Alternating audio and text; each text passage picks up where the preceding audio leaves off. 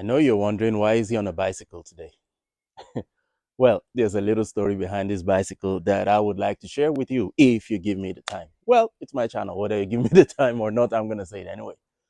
So, um, this is a Bizio X 1000, and I got it for about 1,500, including shipping and everything down to me.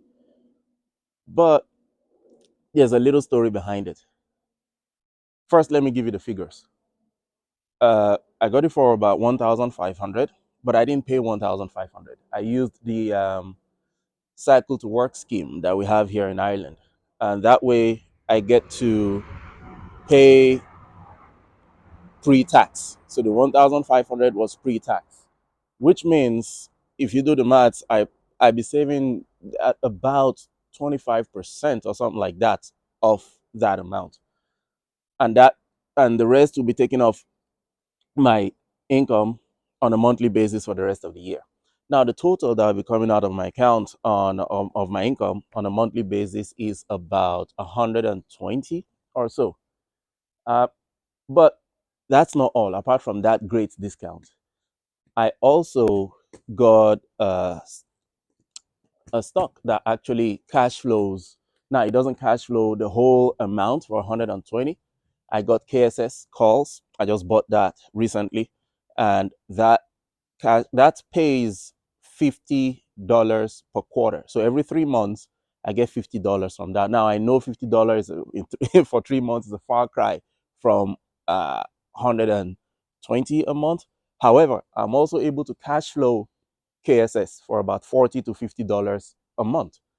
Now, still, that doesn't pay for everything, but it's a huge chunk. And here's the rationale behind that. In about 2 years' time, this bicycle will be worth way less than it is now.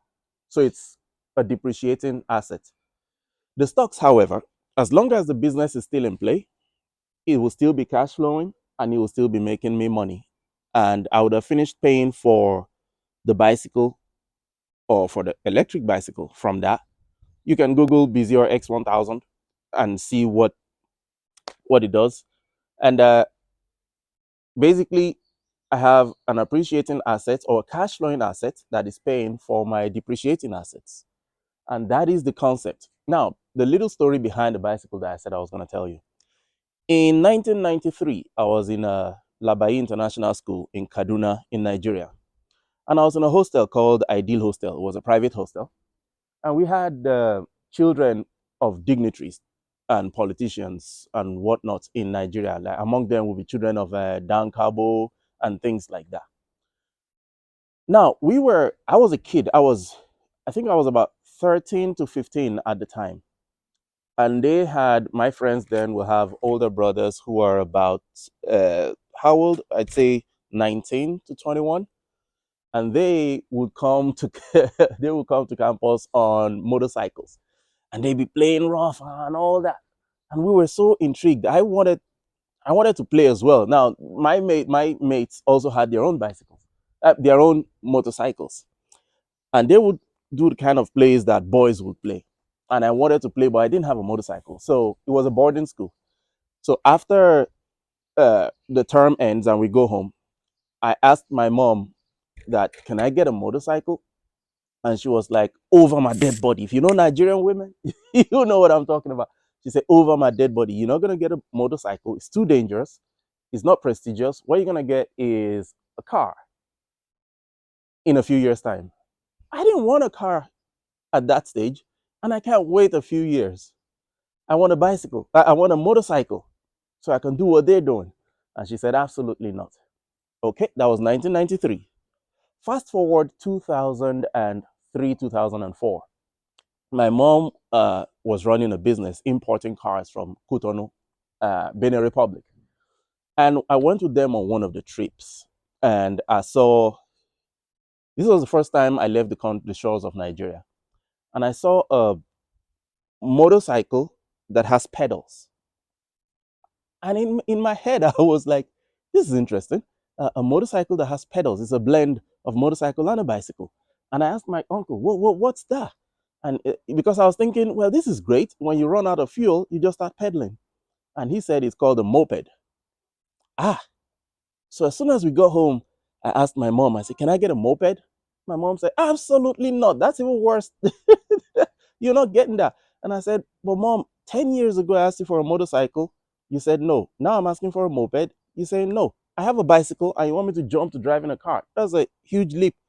What's there in between? She said, absolutely not. This is even worse than a motorcycle. Well, that was the end of the moped. Fast forward again a few years ago, recycling came into play, electric cars, scooters, electric bicycles, and whatnot. And last year I was like, okay, this is interesting. Um, I've seen pedal assisted bicycles and all that.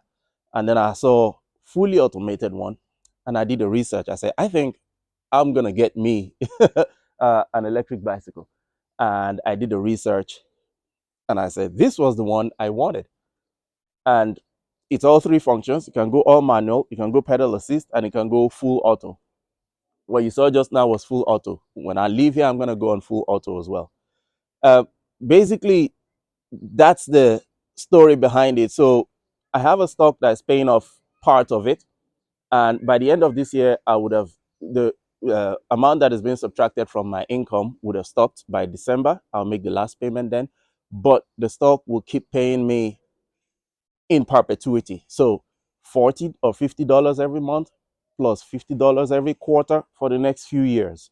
That will pay for this, that will completely pay for this eventually, and it will still be there making me money.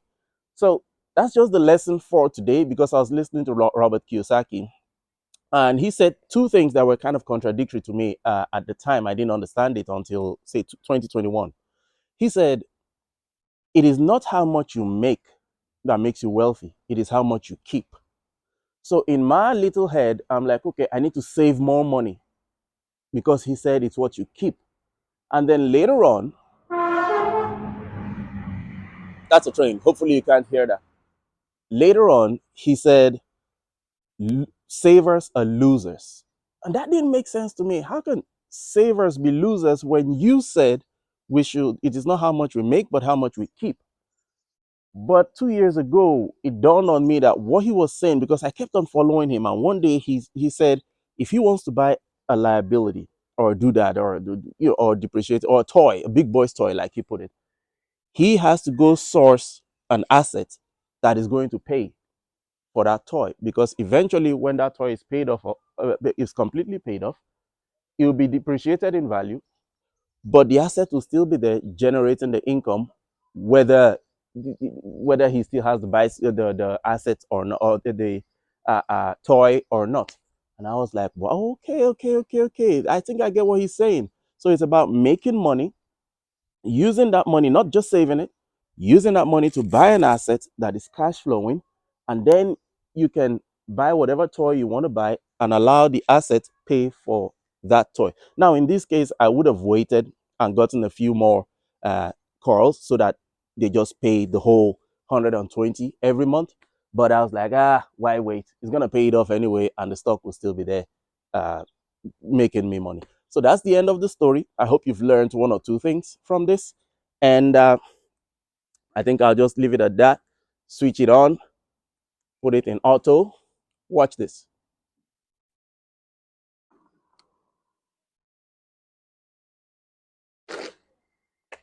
Okay, so I realized, so just after finished shooting the video, I realized when I checked the camera that you couldn't even see the bicycle very well, really. Well, this is what it looks like.